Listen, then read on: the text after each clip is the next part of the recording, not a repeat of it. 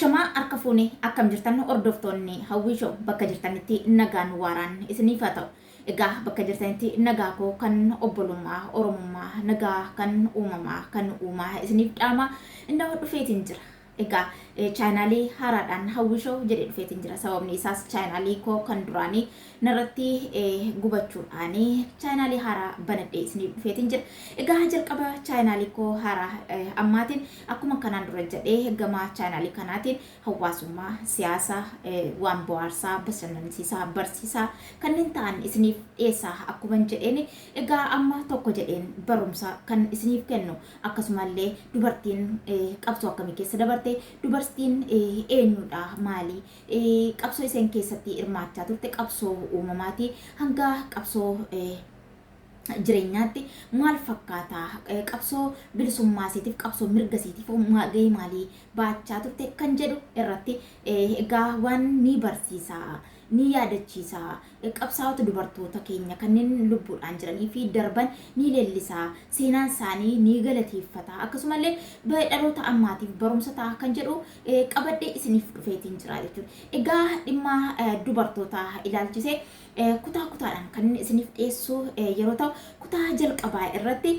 dubartoonni maalidha qabsoo jireenyaa keessatti gahee akkamii baachaa turanii gahee isaanii maali akkasumallee qabsoo bilisummaa Oromoo keessatti mallattoo akkamii qabu uumama isaanii irraa kaasee dubartoonni utubaa hawaasaatti maaliif jedhamanii dhuguma akka jedhamanitti utubaa hawaasaa ta'aniitu jiru qabsoo isaan taasisaa turan taasisaa jiran maal fakkaata gara fuulduraattuu qabsoo akkamii taasisu qabsoo dubartoonni keessatti hirmaatan qabsoo jireenyaa ta'u qabsoo bilisummaa isaanii haa ta'u garamitti isaan deemsisa kan jedhamu kutaa kutaadhaan qabadhee isinii dhufeetiin jira jechuudha. Egaa maarree isinis chaanaaliin koo kun haaraa waan ta'eef subscribe gochuudhaan share like gochuudhaan dhaggeeffachuudhaan na jajjabeessaan isiniin jedha. Ani immoo kanneen isin barsiisaa isin bohaarsaa jedhu kanneen saba kootiif sagalee ta'aa jedhu kanneen saba koo ibsa qabsoo saba kootii ibsaa jedhu kutaa kutaadhaan qabadhee isinii dhiyaachuudhaan egaa jabaan isiniin jedha jechuudha. Isinirraa kan eegamu chaanaalii kana subscribe gochuun dhaggeeffachuudhaan like gochuun yaada keessan comment gochuudhaan naaf qooduudhaan na hordofuu qofaadha jechuudha. Egaa yoo isinii haamilee naaf laattan wantoota barbaachisaa yookiin immoo hin barsiisa jedhee aan ofii kootii itti amane hin fayyada kan hin jedhu ilaalee isiniin biraan ga'a. Akkasumallee qabsoon bilisummaa Oromoo qabsoon uummanni Oromoo geggeessaa jiru eessa jira maalirra jira boru garamitti deemaa jira guyyuu guyyuudhaan waraanni bilisummaa Oromoo maal geggeessaatti jira impaayera Itoophiyaa keessatti uummanni Oromoo haala akkamii keessa jira walumaa galatti sabaaf sablammeen impaayera sana keessa jiru maalitti jira murni impaayera Itoophiyaa bulchaa jiru sabaaf sablammii irratti maal hojjechaatti jira gocha akkamii raawwachaatti jira sarbamiinsa mirga namummaa uummata Oromoo irratti gahaatti jiru ilaalchise egaa tartiibaan kan isiniif dhiyeessu ta'a jechuudha. Isin akkuma jalqabarra isinii jedhe jalqaba akkuma gara chaanaalii kanaa seentan subscribe gochuudhaan like gochuudhaan na dhaggeeffadhaa yoo dogoggorri jiraate na gorfadhaa na sirreeffadhaa akkasumallee jajjabina jiru hundumaayyuu kana jajjabeeffadhu kana fooyyeffadhachuudhaan yaada qabdanillee naaf qoodaan isiniin jedha jechuudha. Egaa qophii kana qopheessee isin biraan gahuudhaan kan isin faana turu ana Hawwii Mahammud hanga xumura sagantaa kiyyaatti na waliin turaa isiniin jedha. Egaa gama ijoo dubbii kootitti yeroon seenu yeroo baay'ee dubartiin uumamaanii utubaa hawaasaati jedha. Utubaa hawaasaati maaliif jedha? Dubartiin qabsoo bilisummaa saba isheetii keessatti mallattoo akkamii qabdi? Kan jedhu kan waliin ilaalu ta'a jechuudha. Egaa gara biraatti tun seenin kan dhimma dubartoota Oromoo waliin ilaalla. Qabsaa'ota dubartoota Oromoo.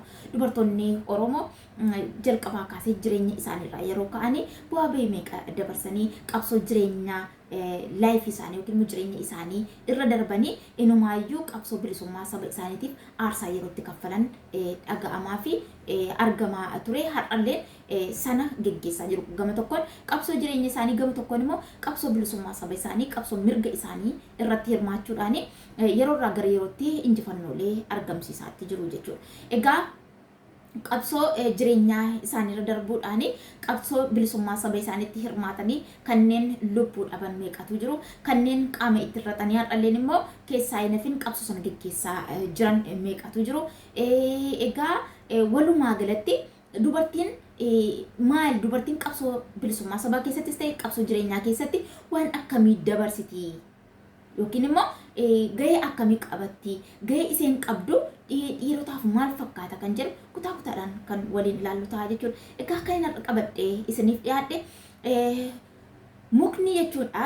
Mukni yookiin guutuun manaa tokko mana utubeetu qaba jechuudha. Egaa mukni guutuu manaa utubee qabuun akka of danda'ee mana ta'ee gada dhaabbachuun nama tajaajiluu fi gahee inni qabu guddaa akka inni ta'e ni beekna.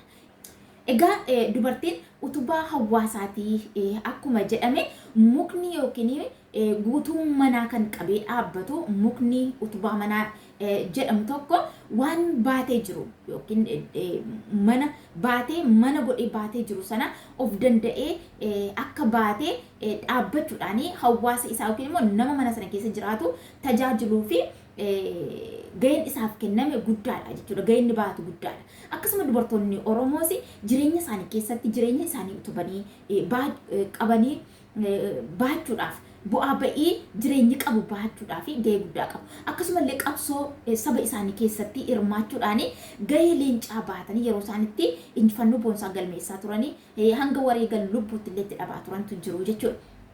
Egaa kanumarraan ka'uudhaan dubartiin utubaa hawaasaati maaliif jedhamte kan jedhamu asumarraa kanaan ibsu jalqaba jechuudha. Utubaan hawaasaa kunis diriiree jabaatee dhaabbachuudhaan ulfina yookiin ulfaatina irra jiru akka of danda'ee baadhatu godhuu irratti shoora guddaa baata jechuudha. Egaa kana keessatti dubartoonni Oromoos ta'ee dubartoonni kamiyyuu qabsoo hawaasaa keessattis jireenya isaanii keessattis akka utubaa manaa kana jireenya isaanii keessatti ba'aa guddaa isaanirra jiru sana baadhataniitiyyuu gahee isaanii bahatu jechuudha yeroo irraa gara yerootti.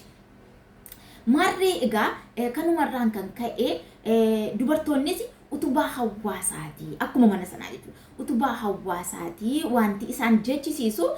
Egaa kana malees haadhummaa, haadha manummaa, obboleettummaarra darbee egaa wantoota amma jedhanirra darbee dubartoonni seenaa hojjetan keessatti eenyummaa saba isaanii, aadaa saba isaanii calaqqisiisuu irratti, barsiisuu irratti ilmaan isaanii dhalanii guddisan haala aadaan isaanii calaqqisuun eenyummaa isaanii calaqqisiisuun ijoollee isaanii guddifatanii raawwatanii utuu aadaan isaanii hin badin eenyummaan isaanii hin badin akkaataa itti guddisan keessatti shoora guddaa bahatu jechuudha.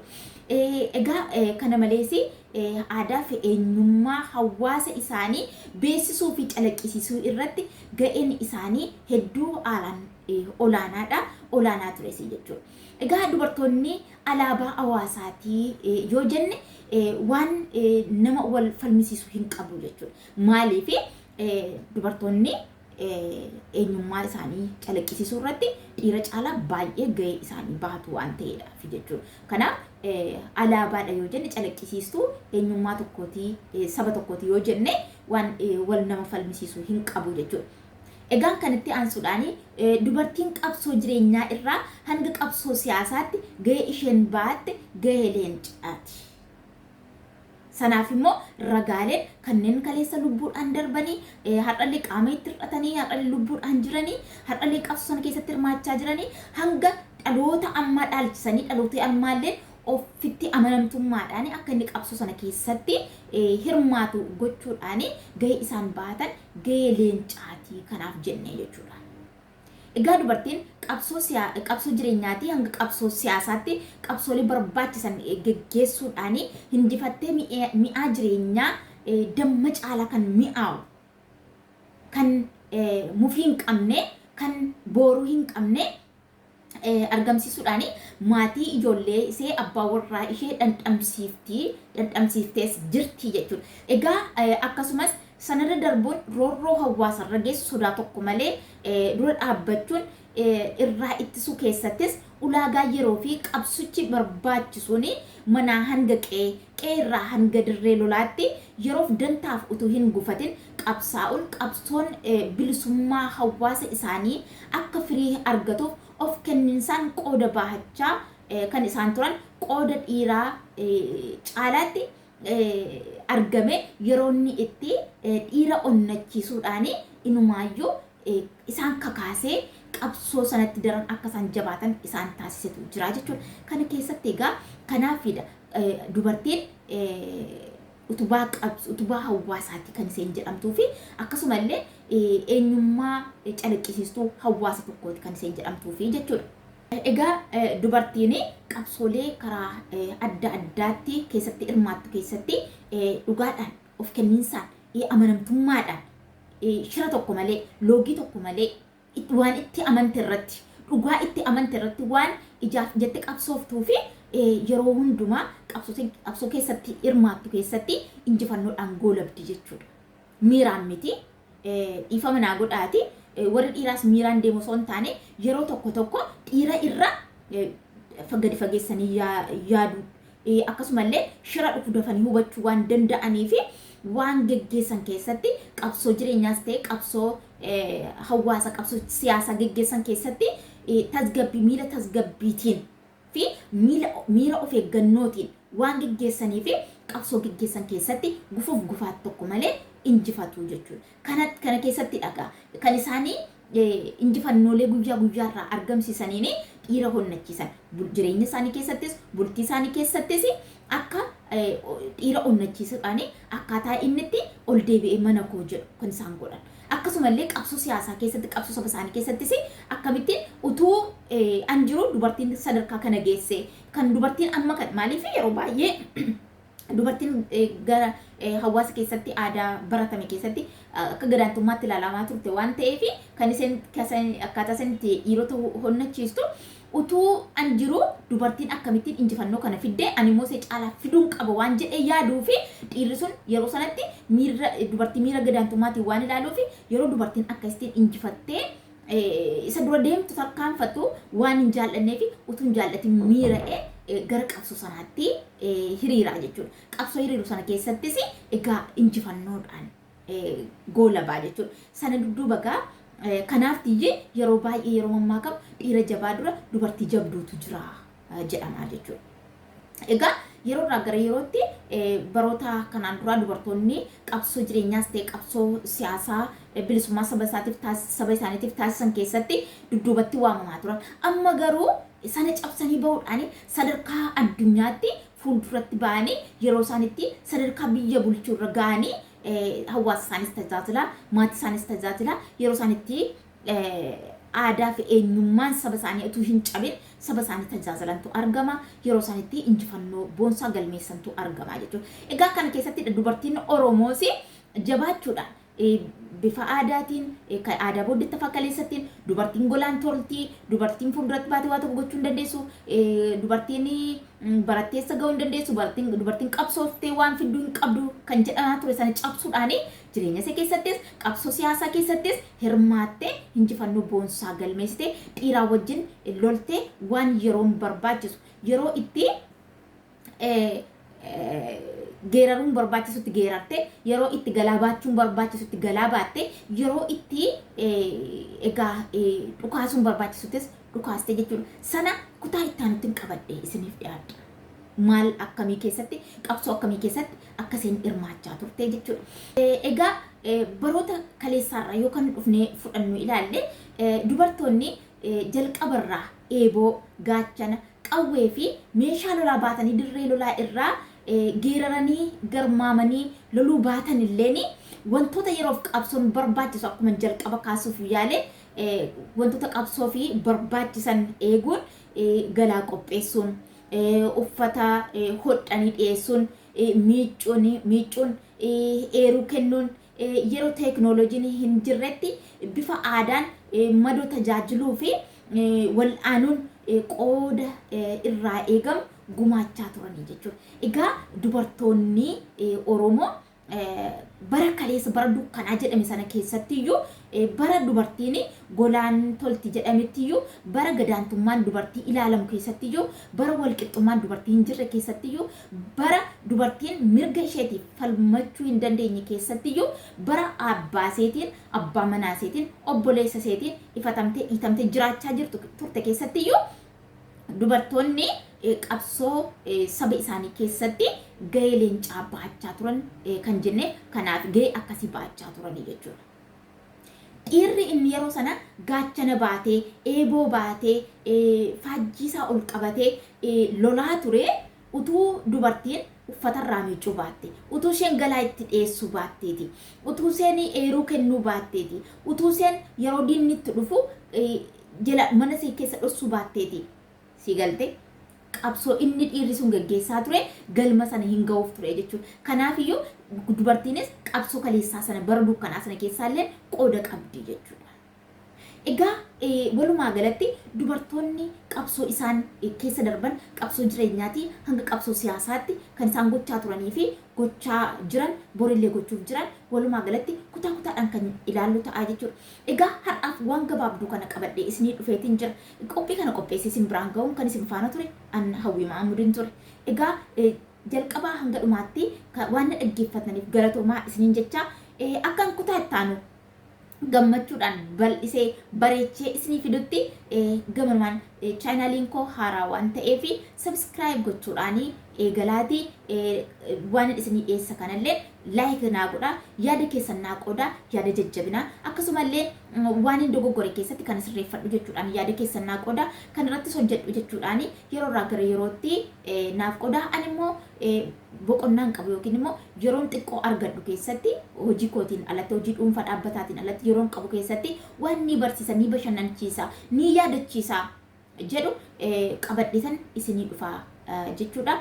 Akkan kutaattaan gammachuudhaan isinii dhufutti subscribe godhaa like godhaa commentii illee kennaa gatii isiniin kaffalchiisu waan ta'eedhaaf like gochuun subscribe gochuun comment gochuun isiniin gatiin kaffalchiisu anaaf garuu haamileedha. Yaaddi isin naa laattan jajjabinni isin na jajjabeessitan anaaf haamilee ta'ee wantoota nan danda'a jedhu yookiin immoo tarii ni fayyada saba kanas dhaloota kanas ni fayyada jedhu wantootan ani itti amanee fi anaan na gammachiisu wantootan ni ta'a jedhu akkan qabadhee isiniif dhufuuf na kakaasaa jechuudha. Kanaafiyyuu yaada keessan narraa hin qoqqobinaa gatii isiniin kaffalchiisu akkasumallee share waliif godhaa comment illee waliif godhaa share waliif godhaa comment illee naaf godhaa yaada keessan naaf qoodaa na jajjabeessaan isiniin jira. Egaa kutaa lammaffaadhaan hanga walitti deebinutti kanarraa asumarratti xumureetiin jira. Nagaan naa tura.